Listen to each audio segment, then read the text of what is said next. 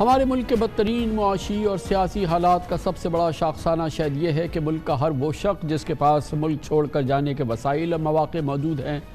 وہ جا رہا ہے یا اس کی کوشش میں لگا ہوا ہے۔ پاکستان کی آبادی کا 64% یعنی 15 کروڑ ایسے مرد اور خواتین پر مبنی ہے جن کی عمر 30 سال سے کم ہے، یعنی نوجوان آبادی ہونے کی بنیاد پر پاکستان کے پاس زبردست پوٹینشل ہے، لیکن اسے حکومت کی نااہلی کہیے یا ہمارے حالات کی ستم ظریفی کہ یہ تمام لوگ جو ملک کے لاکھوں قابل پڑھے لکھے ہنرمند محنتی افراد ہیں پاکستان چھوڑ کر بھاگ رہے ہیں۔ پاکستان کے معاشی، سیاسی اور معاشرتی حالات سے تنگ آ کر doctors, engineers, accountants, IT specialist حتیٰ کہ نوجوان گریجویٹس بھی ملک چھوڑنے پر مجبور ہیں۔ گویا پاکستان ایک زبردست برین ڈرین کا شکار ہے۔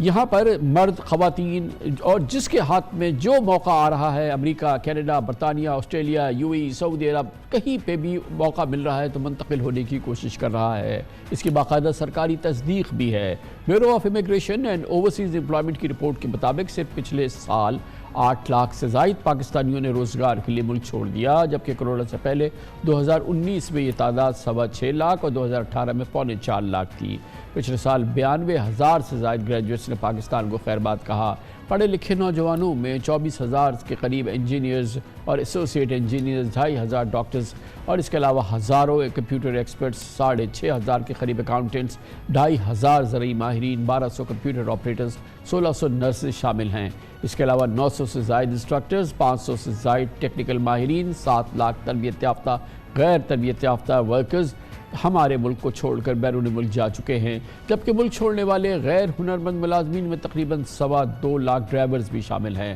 عام خیال یہ ہے کہ ملک چھوڑ کر جانے والوں کی اصل تعداد اس سے بھی کہیں زیادہ ہے، کیونکہ bureau of immigration and overseas employment کا ڈیٹا صرف ورک ویزا کا احاطہ کرتا ہے۔ کسی دوسرے ملک مستقل رہائش اختیار کرنے والے طالب علم اور فیملی سیٹلمنٹ ویزا والے افراد اس کے علاوہ ہیں۔ دنیا کے مانے ہوئے ماہرین معیشت اور جو چوٹی کے ماہر معیشت ہیں ان میں سے سب لوگ یہ کہتے ہیں، اور خاص طور پہ جو ہمارے بہت ہی نامور ماہر معیشت ہیں، مثال کے طور پہ ڈاکٹر عاطف میاں جو ہارورڈ یونیورسٹی میں ہیں، ان کی جانب سے پاکستانیوں پر ان کی بات سامنے آئی ہے کہ انٹرنیٹ پر پاکستانی اس وقت سب سے زیادہ جو لفظ سرچ کر رہے ہیں وہ ویزا ہے۔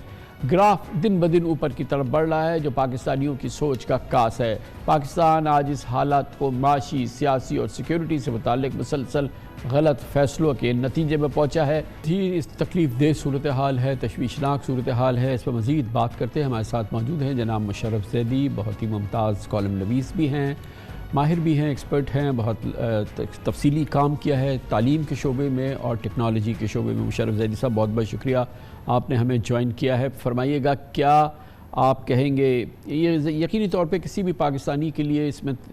حیرانگی کی بات نہیں ہے کہ اس وقت جیسے کہ ڈاکٹر عاطف میاں کہہ رہے تھے کہ جو گوگل کا سب سے زیادہ ٹاپ سرچ پاکستان میں ہے جو ہو رہا ہے وہ ویزا ہے۔ لوگ بھاگنے کی کوشش کر رہے ہیں، نکلنے کی کوشش کر رہے ہیں، جس کے جو ہاتھ آ رہا ہے کوشش کر رہا ہے، جس کے بس میں ہے وہ بھاگنے کی کوشش کر رہا ہے، اور پھر ہمارے نوجوان تو سر پٹ ملک چھوڑنے کی کوشش کر رہے ہیں۔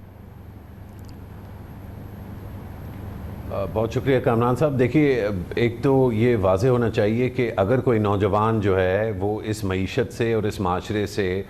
نجات حاصل کرنا چاہتا ہے تو اس میں اس نوجوان کو ذمہ دار ٹھہرانا جو ہے وہ بڑی ناانصافی ہوگی۔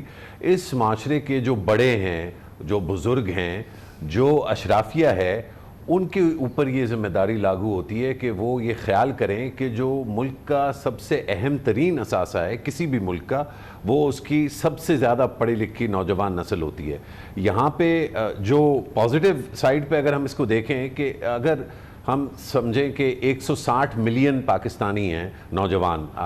150-160 کے درمیان ہیں، اس میں سے اگر 8 لاکھ جو ہیں وہ بیرون ملک جا رہے ہیں تو بذات خود اگر اس میں اور کوئی ہم تجزیہ مزید نہ کریں تو یہ صرف ½ ہے، یہ بہت کم مقدار ہے۔ لیکن مسئلہ یہ ہے کہ وہ جو 8 لاکھ جا رہے ہیں وہ ہیں جو اہم ترین ہیں، ان میں سب سے زیادہ صلاحیت ہے، ان میں MBBS ڈاکٹرز ہیں، ان میں انجینئرز ہیں، ان میں IT کے ایکسپرٹس ہیں، ان میں وہ لوگ ہیں جو بغیر کسی کوالیفیکیشن بھی ان میں اتنی تپش ہے، اتنی وہ جو ہے مانگ ہے ایک نئی زندگی کے لیے کہ وہ کسی نہ کسی راستے سے وہ باہر نکل جاتے ہیں. تو یہ جو انٹرپرائزنگ یوتھ ہے یا جو پڑھی لکھی یوتھ ہے، جب یہ یہاں سے جاتی ہے تو مشرف پیچھے زیدی وہ کیا صاحب، چھوڑ کے یہ وہ جاتی ہے؟ لوگ ہیں جو کہ مسلمہ طور پہ اہل ہیں، جو پاکستان تو چھوڑے وہ دنیا میں کسی جگہ پر بھی اپنے شعبے میں کام کر سکتے ہیں، معاش پہ کر سکتے ہیں، اور دنیا کا کوئی بھی ملک انہیں وہ جاب فراہم کر سکتا ہے، وہ اس قابل ہیں. یعنی کہ یہ قابل ترین جو ہمارے نوجوان ہیں وہ ہیں جو نکل جاتے ہیں. بالکل ایسا ہے. اب اس میں ظاہری بات ہے 8 لاکھ کے 8 لاکھ سارے قابل ترین شاید نہ ہوں. بہت سارے ہم نے یہ کہانیاں سنی بھی ہیں کہ بہت سے قابل ترین لوگ بھی کچھ ممالک میں جا کے ان کو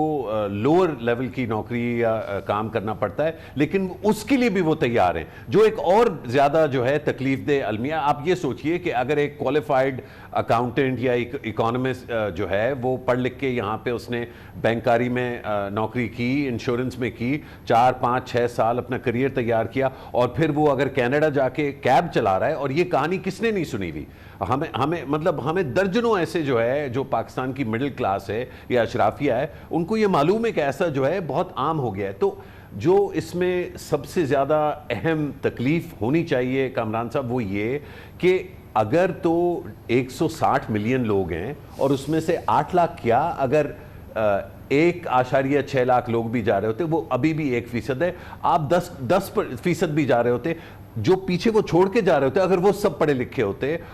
تو پھر تو کوئی مسئلہ نہیں تھا. ایشو یہ ہے کہ جو انویسٹمنٹ ہے اس ملک کی اشرافیہ کی، ہماری ریاست کی، پڑھے لکھے بچوں میں، نوجوانوں کی نشو و نما میں،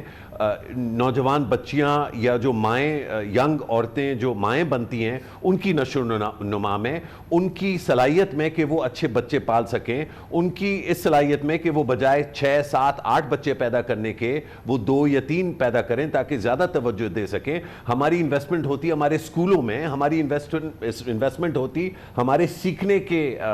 جو طریقے ہیں اس میں. تو پھر تو کوئی المیہ نہیں تھا، کوئی ایمرجنسی نہیں ہے. 8 لاکھ نہیں، ہم ڈبل بھیج دیتے ہیں جتنے پاکستانی بڑھ جائیں گے. ایک اور اہمیت کی بات یہ ہے نا مشرف زیدی صاحب کہ گزشتہ سالوں میں اگر ہم دیکھیں جب قدرے حالات بہتر تھے، ان کے مقابلے میں یہ جو 1-2 سال کے اندر حالات میں بے پناہ خرابی آئی ہے، اس نے تو ایک پینک کی سچویشن کریٹ کر دی ہے نا. یعنی کہ اس وقت اگر آپ دیکھیں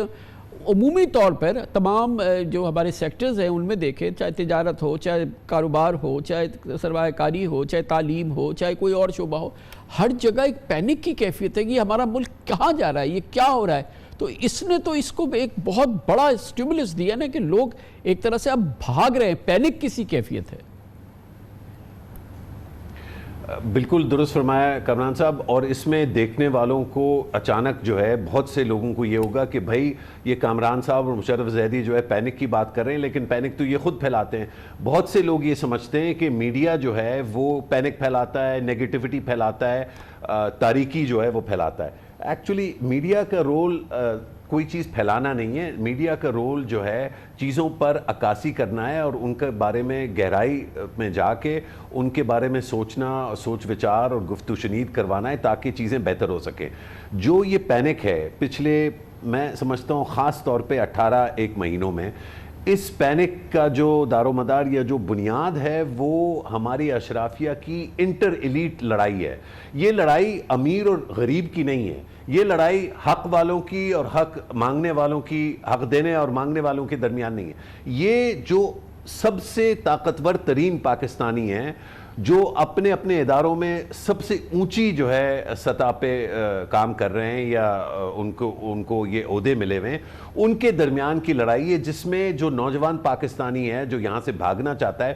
وہ جب یہ لڑائی دیکھتا ہے تو ویسے تو انٹرٹینمنٹ کے لیے بڑا اچھا لگتا ہے کہ ایک سائیڈ دوسرے سائیڈ پہ چیخ رہا ہے، لیکن کیونکہ سب لوگ الٹیمیٹلی اپنی پیٹ پوجا اور اپنا فیوچر اور اپنا آج جو ہے وہ دیکھ رہے ہیں، تو اگر کوئی نوجوان پاکستانی یہ لڑائی دیکھ کے یہ سمجھتا ہے کہ یار اس لڑائی میں میرا کوئی سٹیک نہیں ہے، یہ تو ان امیروں کی لڑائی ہے، اشرافیہ کی لڑائی ہے، اس میں میرے بھلے کے لیے کوئی بات نہیں ہو رہی، تو میں تو یہاں سے نکلتا ہوں، تو وہ بیچارہ یا بیچاری جو یہاں سے جا رہے ہیں ان کے اوپر کوئی ذمہ داری نہیں ہے، وہ بالکل ٹھیک کر رہے ہیں. بہت بہت شکریہ جناب مشرف زیدی ہمارے ساتھ موجود تھے.